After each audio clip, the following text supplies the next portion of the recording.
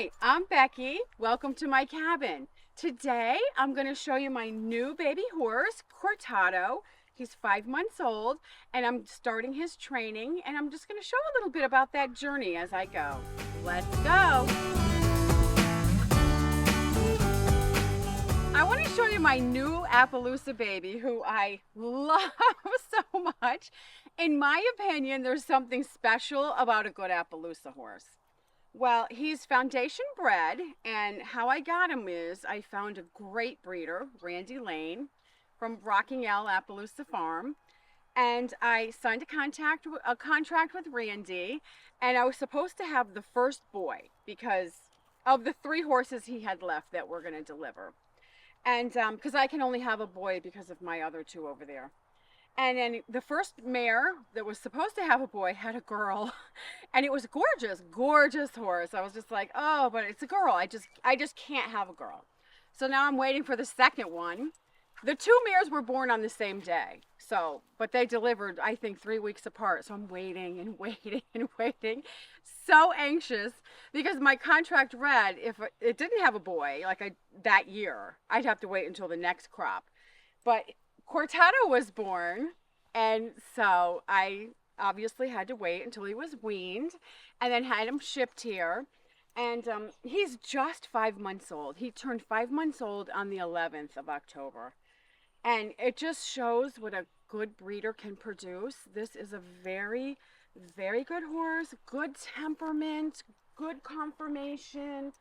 And of course, color is third, in my opinion. But the color is awesome. So I call him, he's my little trifecta. He's got all 3. Personality, like temperament is what I mean by personality. Conformation and color. And he's just been a joy to work with. And I've just started working with him. You know, I let him settle in a little bit when he first comes. And pretty soon, we're going to see if we can introduce him. My big worry is my mule. I wouldn't want my mule to hurt him because I said this the other day when I was thinking about it. Charlie's a tractor, like literally. He's a trail boss, always first, brave, but he's a tractor. And Cortado's like a Porsche, you know. He's more refined, finesse, you know. And you wouldn't want to take your tractor on vacation. You wouldn't want to drive your tractor on vacation, so. But you do need your tractor for a lot of stuff. So I just love them both and how they're both very, very different. I must say, a horse is like this, way easier to train than a mule. A good horse is way easier to train than a mule. It's worth it with the mule, though, if you know, take the time it takes and train them good. They're good. They're fun and worth it. But it does seem fun to have an easier horse to train. For a change, I like them both, but it is a joy when it's easier. I wanted another horse for when Thunder dies. I don't want Charlie to be alone.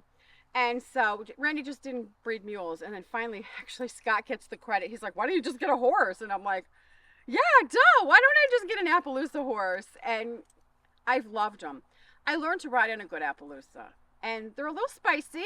They got a little attitude. They're very intelligent, very sensitive. And the 2 horses that I've ridden in my life, I call light in the bridle, meaning they're just so easy to steer. You just barely, such a joy to ride. We're both Appaloosas. They're just amazing animals. I want to show how I teach them to pick up their feet because I'm my own farrier. And I never want to pick it up and grab their foot. I tap them with this and I teach them to pick their own foot up, which of course they're perfectly capable. And once they give it to you, I find through their whole life, it's easier to do their feet. You never hold it up too long when they're little. You just, as long as he picks it up, that's what we're trying to accomplish right now. Not pick it up and hold it up for 5 minutes. We'll get there. But in the beginning, it's just pick it up and give it to me. But like I said, you got to be ready to get it. Because in the beginning, they just kind of, you know, they're not like, here you go. They're kind of just like this. So get ready to get it, or they'll just put it right back down. Okay, so now I'm going to walk him in this hourglass pattern 2 times in each direction, and I'm going to switch sides, which side I'm leading by. So he learns to lead on my right, and then he's going to learn to lead on my left. And I do have to say, I follow Meredith Hodges from Lucky 3 Ranch training methods, and she suggests you train your own animal, and she gives you all the instructions through books and videos on how to do that. And I had fabulous success with my very, very hard to train mule. And so now I'm going to train Cortado using her methods as well. During the pattern, I stop and I turn and face him, and then I try to get him to stand square. The reason why I do this, and at first I couldn't figure out why, when I was doing my mule, it was like, what does that matter? But then you have to progress down the line. Picture me now, I'm going to get on him for the first time. So I make him stand square, and he knows how to stand there and stand square while you get on. So it's a building block towards the future. And also, I must say, I do trail riding deep in the woods, and when I get off my mule Charlie, I can get on anywhere, like from a rock, a log, a branch, a little mound of dirt, because he has been taught just to stand there and stand square, and he doesn't move. He's like a statue, and he literally is to the point he'll go like this and lean in slightly to me.